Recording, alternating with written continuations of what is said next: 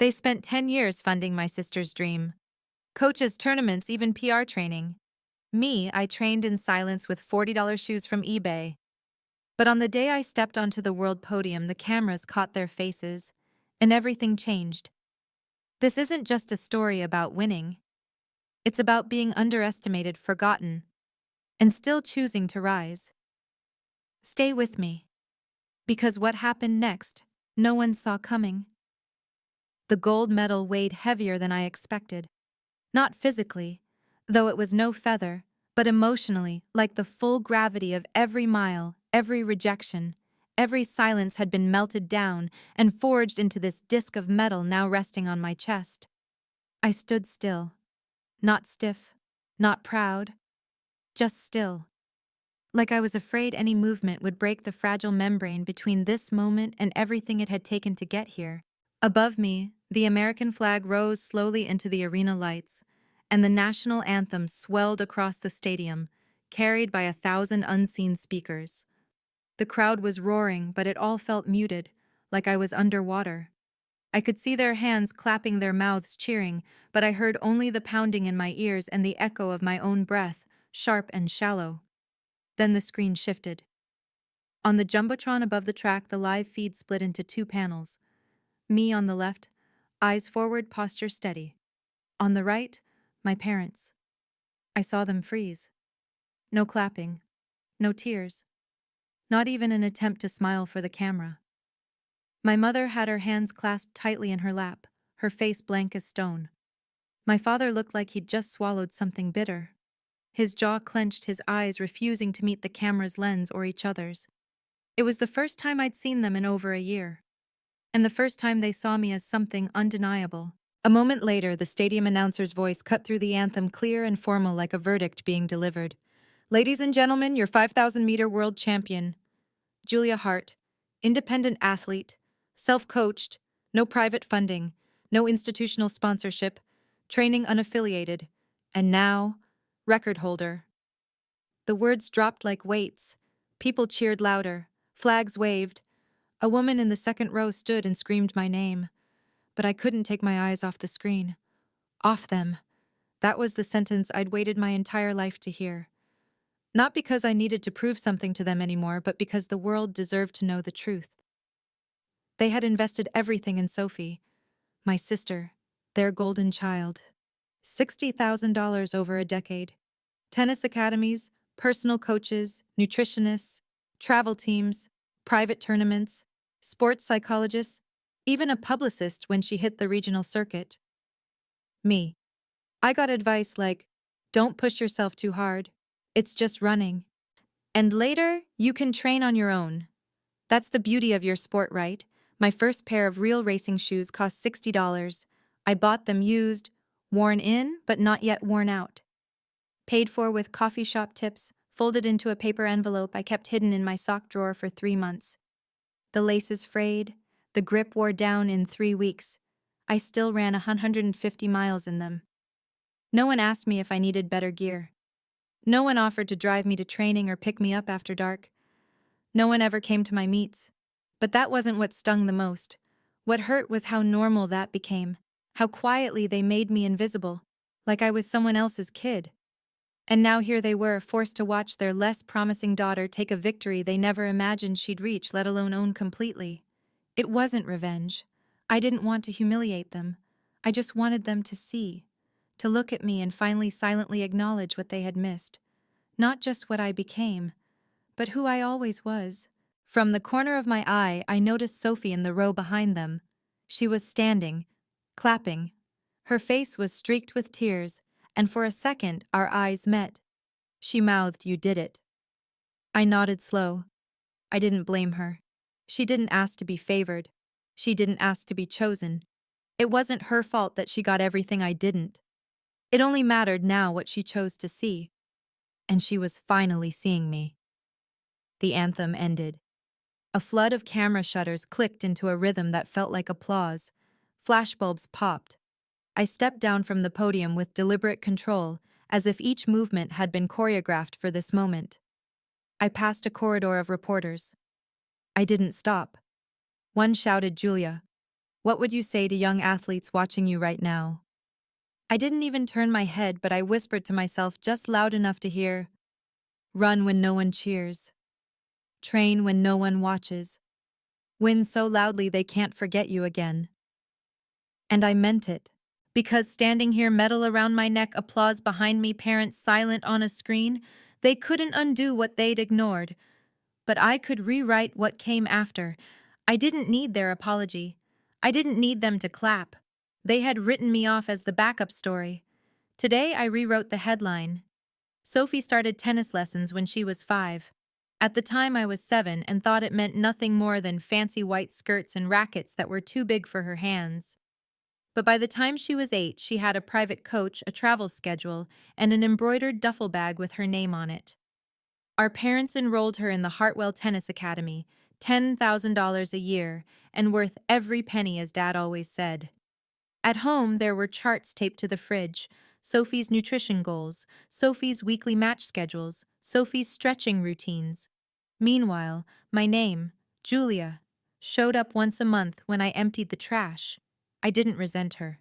Not really. She loved the sport and she worked hard. She was good. But I couldn't help but notice the gravitational pull she had on everyone in the house. Conversations orbited around her forehand technique, her backspin, her chances of being scouted by scouts I'd never heard of. No one ever asked what I liked to do, so I didn't tell them. I kept it to myself like a secret I didn't trust the world to hold properly. What I loved was running, not in a formal way. Not then. I ran around the block before dinner. I ran through the woods behind school. I ran laps on the old track when no one was looking. It wasn't organized or efficient. It just made me feel alive. Free. Like the world made more sense when I was in motion. The first time my mom saw me timing myself with a dollar store stopwatch, she sighed like I'd spilled milk on the carpet. "That's not a real sport, honey," she said without even turning from her tablet. "You're not chasing anything. It's just running in circles. It's a waste of time." I didn't argue. I just ran a little harder that evening. Over the next few years, the divide grew wider. Sophie's gear got fancier. Custom rackets from Spain, personalized shoes from Nike's Junior Elite program, monogrammed towels. Her coach was French, thin, sharp-eyed, and expensive. He visited twice a month and reviewed her matches via video when he was abroad. He once watched me sprinting around the neighborhood and said, "That one runs like she has a ghost chasing her." No one laughed. No one replied. I became a shadow. Present, but not accounted for. Every Christmas deepened the gap. I remember one year Sophie unwrapped a brand new Apple Watch with GPS tracking and personalized match alerts. Our parents smiled like they were unveiling the key to her future. I opened a gift bag and pulled out a clearance bin headband and a sweat towel, still with the sale tag attached. "It's practical," Dad said with a nod. "You're always running around." Running around. Not training, not improving, just running around. Like I was chasing butterflies, not building endurance in my legs, or learning how to control breath when lungs started to burn. It was always like that. For every tournament Sophie traveled to, I stayed behind to finish schoolwork or help tidy up. When she came back with silver medals, the kitchen filled with balloons and congratulatory posters. When I won my first 5K community race, Mom looked up from chopping onions and said, "That's nice. Don't overdo it though. Your knees will thank you when you're older." No posters, no balloons, not even a fridge magnet. The worst part, I started believing they were right. I internalized their silence like scripture. I learned not to ask for new shoes, not to mention local races, not to speak when Sophie was in a tournament mood. I learned to clap for her from the stands and then walk home while the rest of the family piled into the car for a post-match dinner. 2 daughters, 2 athletes. But only one was an investment. The other was independent. The word sounded empowering when teachers used it. When guidance counselors said Julia's so self-motivated, when I earned good grades, people smiled and said, "She doesn't need hand-holding." But at home, independent meant invisible. At home, it meant unfunded. Still, I ran. Not for approval, not even for proof, just to remind myself that I could, that even if I couldn't afford coaching or gear or fanfare, I could move forward. My legs didn't care if anyone was watching. And maybe that's where I first realized I didn't have to wait for permission to become something more. I didn't expect the letter. Honestly, I had already thrown mine away, thinking it was a generic rejection or maybe a catalog from a sports brand I couldn't afford. It wasn't until I saw the envelope in Sophie's hands, her face lit up like a sunrise, that I went back and checked my pile of unopened mail. Same letterhead, same seal, same call to represent our region at the National Youth Trials. Her for tennis, me for long distance track. 2 invitations, 2 daughters, 1 living room, and as it turned out, only 1 budget. My parents gathered us the next evening around the dinner table not for a celebration, but for what they called a planning discussion. The tone was already wrong. They had the spreadsheet open before I'd even sat down. Dad cleared his throat like he was delivering bad news to a boardroom, not his children. So he said, tapping his pen against the edge of the printed budget, "After reviewing our finances and the projected expenses for both tracks, we've come to a decision." Mom glanced over at me, her expression unreadable, then looked back at Sophie with something like anticipation. "We've decided to fully support Sophie's training path," Dad continued. "It's a high-visibility sport, and frankly, tennis has more long-term potential. Sponsors college scouts, media exposure. It's a better return on investment." I felt something in me deflate, like air leaking from a balloon I'd been trying to keep upright for years. "What about my training?" I asked, trying to sound calm. "The tryouts for distance running are the same weekend. I was invited too." Mom gave me a sympathetic sort of smile, the kind people give when they're about to tell you why you don't matter as much as someone else. "Sweetheart," she said gently, "you're incredibly self-driven. You don't need the same kind of structure as Sophie. And running just doesn't get the same kind of attention. It's admirable, but it's not commercial." There it was. Not commercial, not marketable, not valuable. "You're strong," she added. "You'll figure something out. Maybe there's a local club team you can join or some community events to stay active. That might be more appropriate." More appropriate. I sat there staring at the budget sheet. Line after line dedicated to Sophie equipment stipend, nutrition plan, bi-weekly coaching, mental performance consultant, travel and accommodation estimates. Next to my name, blank space. Literally, blank. Not even a line item. It was like I didn't exist in their vision of the future.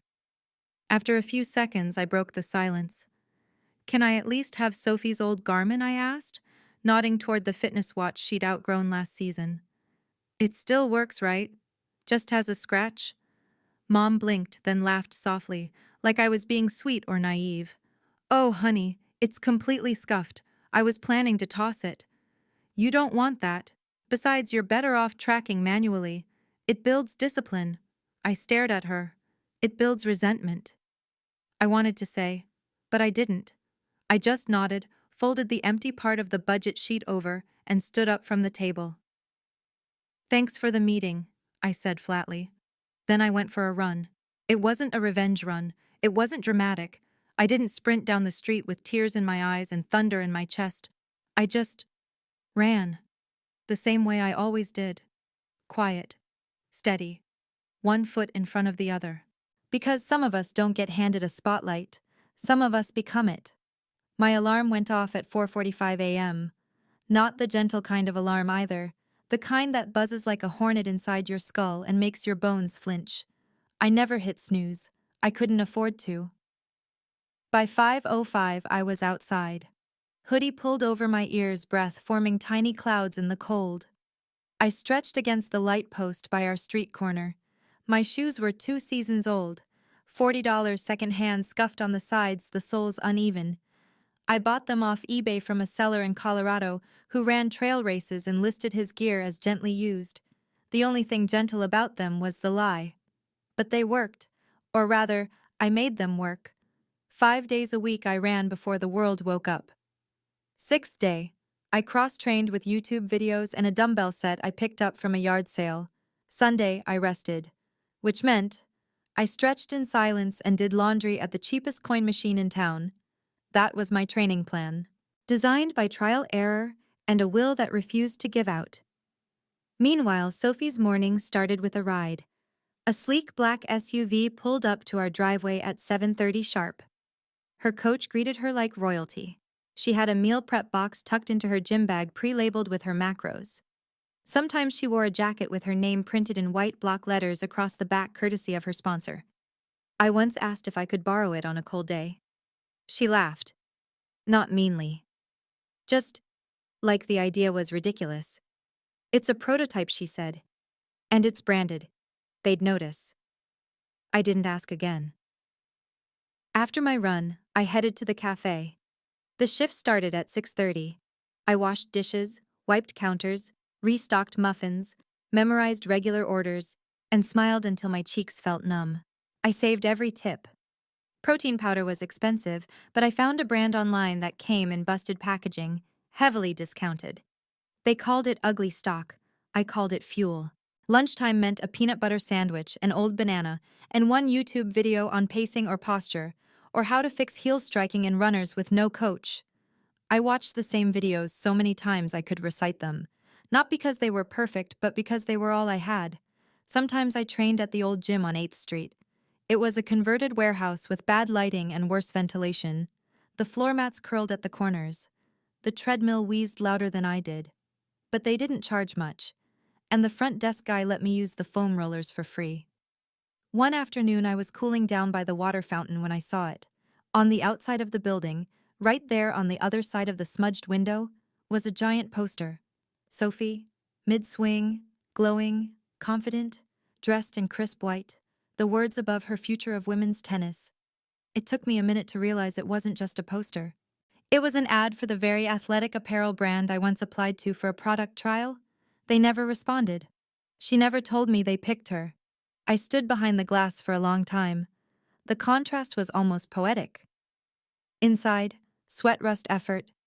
Outside, spotlight polish projection. She looked like a future. I looked like a disclaimer. But the thing about training in obscurity is that you start to make peace with it. You stop waiting for someone to notice. You stop craving the applause. You just work. And sometimes that silence becomes your edge. I trained alone. I read articles meant for coaches. I wrote my own drills in a spiral notebook I kept in my gym bag. I timed my splits with a secondhand kitchen timer. No cheering section, no feedback loops, just the sound of breath and will. When I got home late at night, Sophie was often already asleep, her gear bag neatly zipped by the door, her schedule laminated and stuck to the fridge. Mine was scribbled on the back of a cafe receipt and shoved in my sock drawer. But I didn't complain. Because while she was building a career that fit inside the spotlight, I was building one that wouldn't need it. I met Tessa on a Tuesday morning when I was running hill sprints behind the industrial park. There weren't many places to train without stairs or questions, but that stretch of cracked asphalt between the back of an auto shop and a chain-link fence gave me anonymity, an elevation. It was ugly, uneven, and perfect. She was already there when I arrived, sitting on the hood of a battered red Jeep sipping black coffee from a thermos and watching me like someone who knew exactly what she was looking at. I kept my head down and did my set. 5 reps, 6, 7. On the 8th, my left calf started to cramp. I stumbled at the crest, wincing and cursed under my breath. That's when she stood up and called out, "You're leaning too far forward on the drive phase. Shortens your stride." I froze. Not because of what she said, but how she said it. Not like a stranger. Not like someone guessing. Like someone who'd been there. She walked over, her build lean and tough, her expression direct. Early 30s, maybe. Skin weathered from time and sun. Her hair was pulled back in a no-nonsense bun, and she wore shoes that had clearly outrun most excuses. "You're running with anger," she said plainly. "That'll get you fast, but not far." I blinked, caught off guard. "Do I know you?" I asked. "Used to," she shrugged. "Name's Tessa. Ran college track. Was headed to nationals. Then they said I didn't fit the look for brand deals. Translation, not marketable. So the funding stopped." She didn't sound bitter, just factual, like weather. That was how it began. We didn't formalize anything. She never said, "I'll be your coach," and I never asked for her resume. But she started showing up. 3 times a week at first, then more. She never charged me a cent. We trained behind warehouses under bridges on trails so obscure Google Maps gave up. No fancy equipment, just chalk lines on pavement, cones borrowed from a friend, a handheld stopwatch, and an old clipboard with drills she'd written by hand. Track is everywhere, she told me once. People think you need a stadium. You don't. You need legs, lungs, and someone who'll call your bullshit. Tessa was that someone. She didn't care about pace charts or PRs. She cared about form, about discipline, about whether I was pushing for precision or just pushing through pain. She could spot a dropped shoulder from across a parking lot, could mimic my gait with eerie accuracy, then show me exactly how to fix it. You overstride when you're unsure, she said one morning as we reviewed video from her phone. Like you're asking the ground for permission instead of telling it where you're going. We rarely talked about my family. She never asked why I didn't have a coach. I never told her about Sophie or the meeting at the dinner table or the secondhand shoes. It wasn't necessary. She knew. There was a kind of shorthand between women who'd been underestimated. One day, after a particularly grueling tempo run, I collapsed onto the grass, sweat pooling at my collarbones, chest heaving. She handed me a bottle of water and sat beside me. For a long moment we didn't speak. Then she said, "You don't need funding. You need truth. And the truth is, you're good enough. But you have to stop waiting for someone else to say it first." I looked at her. She wasn't smiling. She didn't need to. Her words didn't ask for agreement. They just were. That line stayed with me. We don't need sponsorship. We need the truth. That we can. From then on, I trained like I believed it. The finish line tape broke against my chest with a soft snap, the kind of sound that doesn't belong to glory so much as relief. I bent over, hands on knees, heart slamming against my ribs like it was trying to get out. People were clapping. A few whistles. One person shouted, "Go Julia," but I didn't know who they were. I couldn't see anyone I recognized in the crowd. Not that I was expecting to. This was the state championship. 2 years ago, I wouldn't have even dared to imagine myself here. Now I'd just won. And not just won. I'd shattered the previous course record by 7 full seconds. I waited for the microphone, for the journalist with a camera, for someone in a branded polo shirt to walk over and say, "That was incredible. Tell us your story." No one came. Instead, I picked up my duffel bag, cooled down with a quiet jog around the back of the field, and walked alone to the edge of the bleachers where no one was waiting. I texted Tessa. Finished. New record. 16:41. She replied with one word. Knew it. That was enough. A few weeks later, I won nationals. Same event, bigger field, more noise. Still no camera crews asking for sound bites. Still no coverage. My phone stayed silent. No calls, no messages from family. I checked social media out of reflex just in case. My mother had posted a long message that morning. Not about me. It was about Sophie. We are so proud of our daughter Sophie, as she continues to grow and challenge herself in her journey toward the Olympic dream. Although this week didn't go as planned, she is, and always will be, our pride and joy. Family first Olympic hopeful. No mention of her elimination. No mention of my victory. It stung less than I thought it would. Or maybe I had just grown used to it, the kind of numbness that settles in after years of being erased. Sophie, for her part, had given an interview with a local sports channel later that week. She spoke gracefully as always. She blamed no one. The interview ended with the host saying, "She's still a rising star in American tennis." Meanwhile, I was typing my name into the search bar of Google News. Nothing. No rising. No star. Just the echo of effort. I got a text that night from Riley, a girl I'd gone to school with. We weren't close, but she'd followed my journey out of curiosity, I guess. "Did you get any press? I heard you won nationals?" No posts. No photos. I stared at the message for a long time before replying. I was never chosen. I just chose to keep going. It was the truest sentence I'd ever written. I hadn't been scouted. I hadn't been sponsored. I hadn't been interviewed, celebrated, hyped, or highlighted. But I had trained. I had shown up. I had run. That had to mean something. The next day, I walked into the community gym to stretch, and the front desk guy looked up, surprised. "Hey," he said. Didn't you, win something? I saw a post somewhere. I shrugged. Yeah, nationals. He blinked. Holy crap. That's insane. Want a smoothie on the house? I laughed. Sure.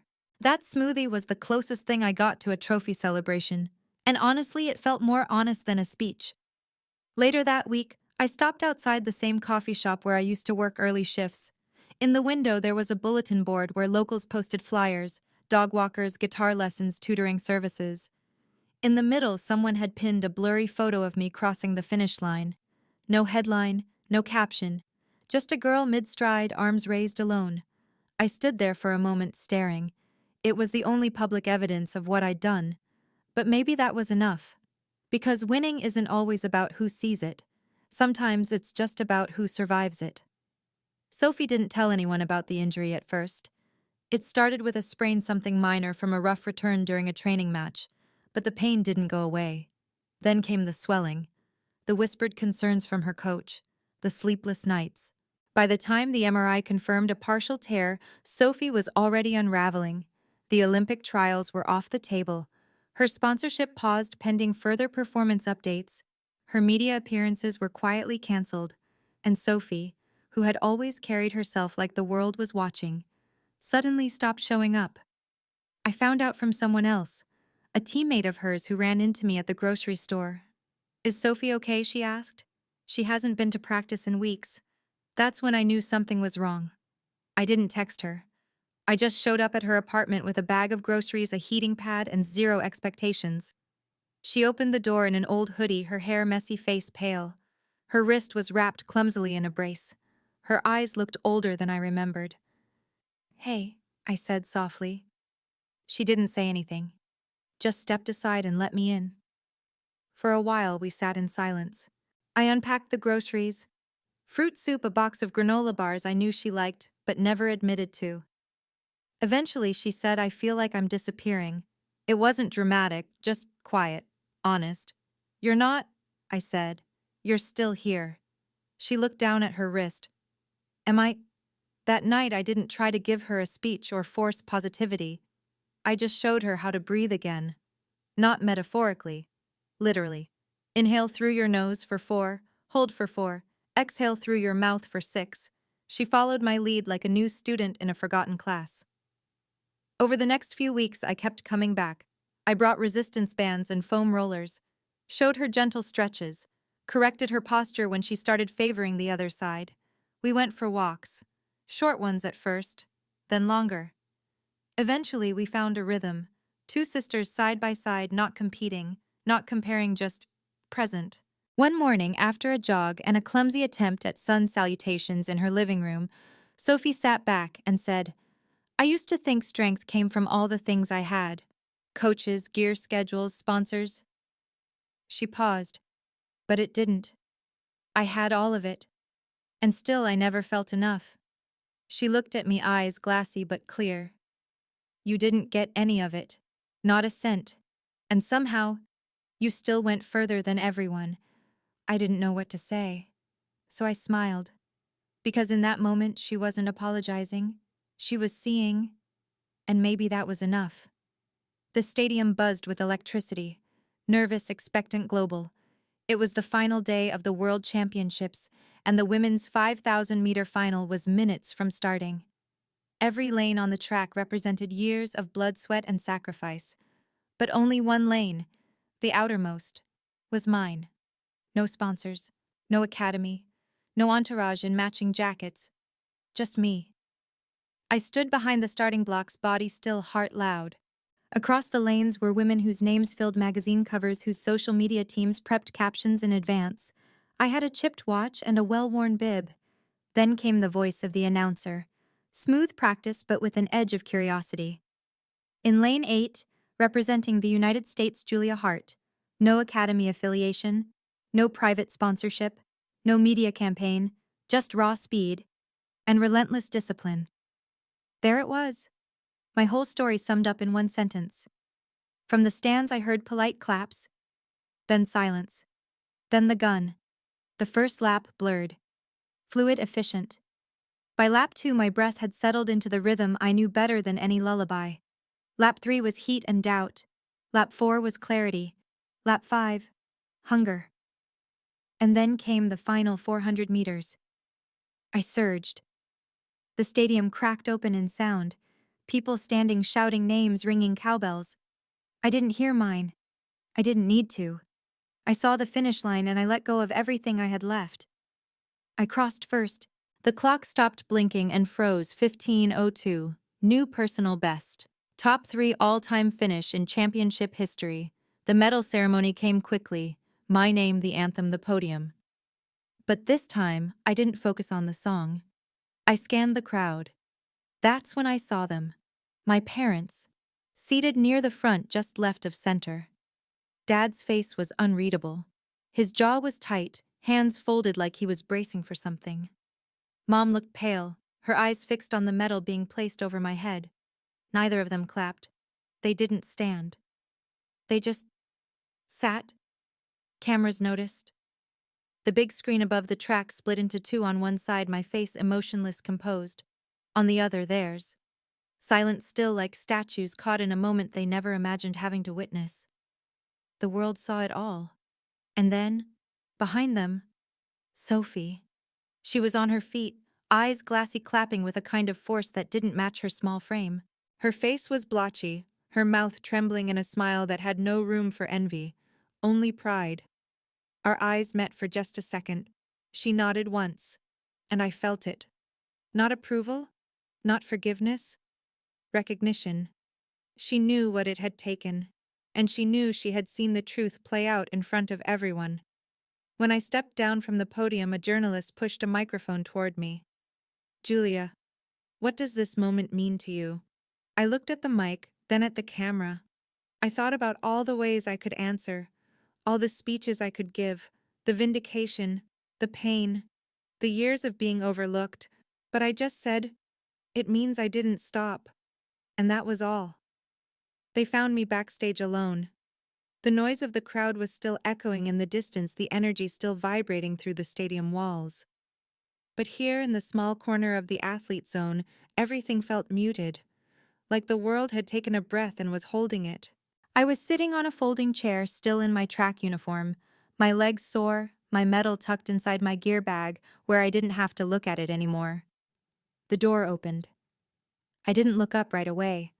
I knew who it was by the uneven shuffle of my father's feet and the high-heeled hesitation of my mother's.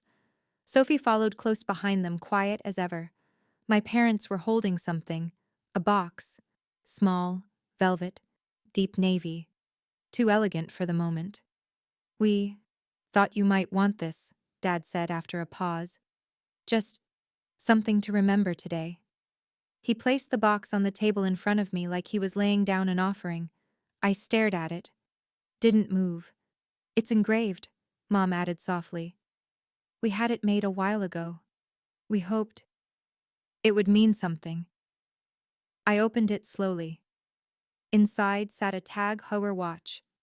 Silver. Clean lines. Polished like it had never known struggle. I turned it over. On the back, engraved in precise lettering, "To Julia, our champion." I let the box stay open. Let the silence speak first. Then I said, "This watch can't measure the hours I trained when everyone else was asleep."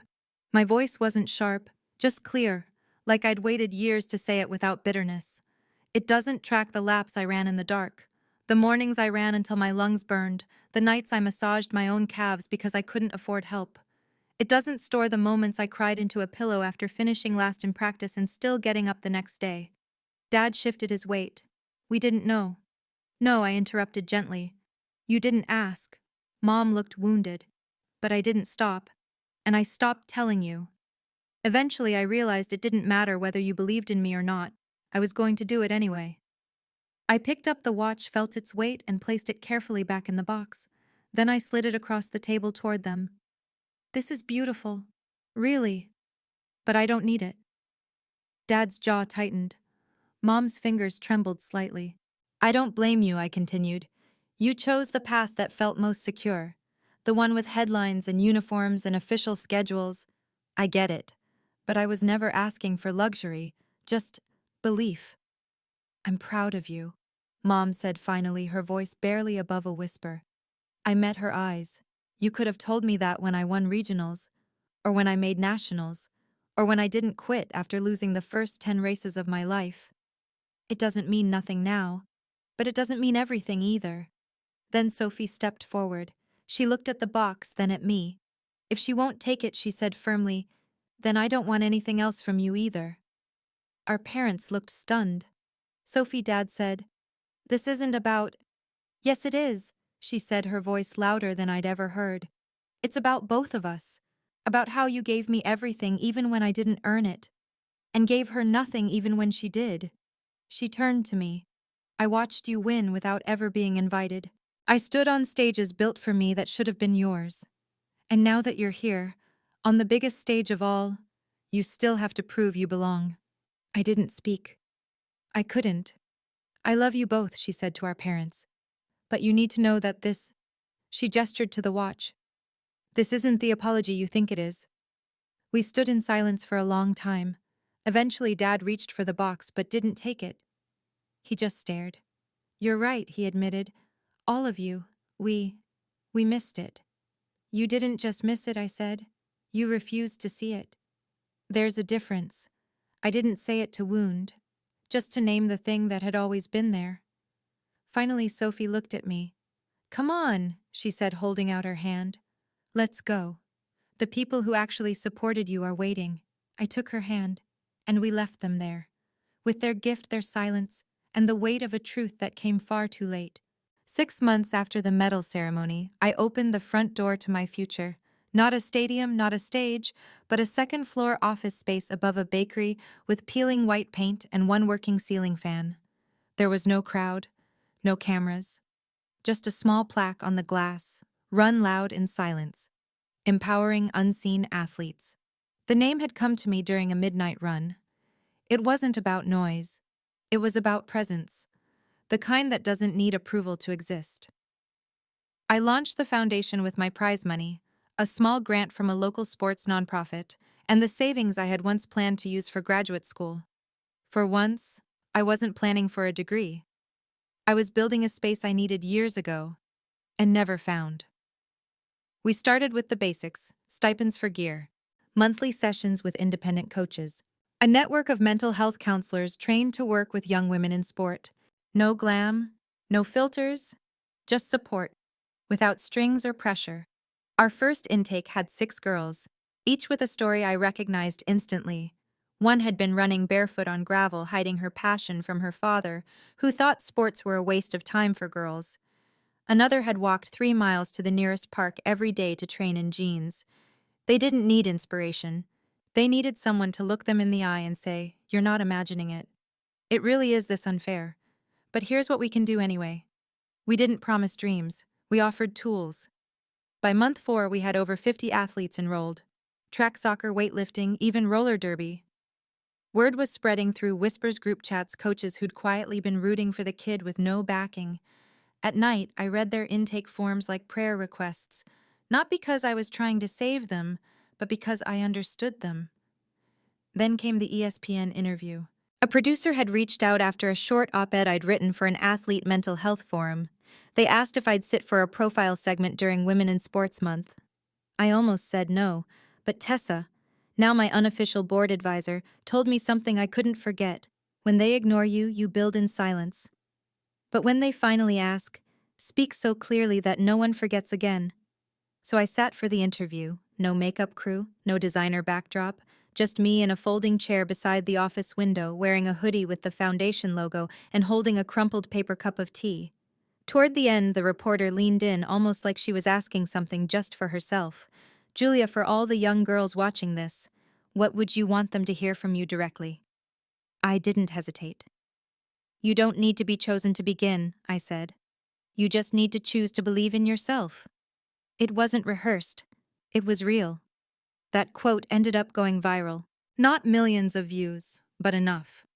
Enough to reach inboxes and bulletin boards and laminated posters inside school locker rooms. It showed up in high school assemblies and emails from coaches I'd never met. Some girls started mailing us thank you letters. Some sent drawings of themselves wearing race bibs or holding a soccer ball. They didn't want to be famous. They just wanted to be real. One Saturday, I drove out of town to visit my grandmother. May still lived in the same house by the lake, the one with the porch swing and the wind chimes that sounded like gentle questions. She greeted me with her usual hug that smelled of peppermint and sunlight. Inside, the living room hadn't changed, except for one wall. There, among faded family photos and old calendars, she'd cleared a spot. "I thought you might want to hang it here," she said. I pulled the medal from my backpack, still in its drawstring pouch, still as bright as the day I received it, but lighter now, like it no longer needed to carry what it once did. She handed me a small hammer and a brass hook. No ceremony, no announcement, just one generation telling another, "You matter." I hung the medal beside a photo of 9-year-old me holding a plastic ribbon beaming like it was gold. "Why here?" I asked. May looked up soft but steady. "Because this is where someone first saw you. That photo. You were proud. But more than that, you believed. Before coaches. Before trophies. Before the noise." We sat in silence watching the medal sway gently on the hook. She reached for my hand. "You see, medals are just medals," she said. "But freedom. Freedom is forever." I didn't answer. I didn't need to. Outside, the lake shimmered. Inside, history made room for a girl who was never supposed to be in the frame. And now, she would never be left out again. Have you ever had to fight for something others were simply given? Have you ever felt like no one chose you, and yet somehow you still found the strength to choose yourself? If Julia's story speaks to something inside you, let it be a reminder. You are not alone. You are not invisible. And your journey is worth being heard. We'd love to hear your voice. Share your story in the comments below, or tell us about the moment you realized you didn't need anyone's permission to shine. And if this story moved you, subscribe to the channel for more powerful narratives of resilience, quiet strength, and the unexpected paths we take to reclaim our worth. Because sometimes, the loudest victories are the ones no one expected you to win.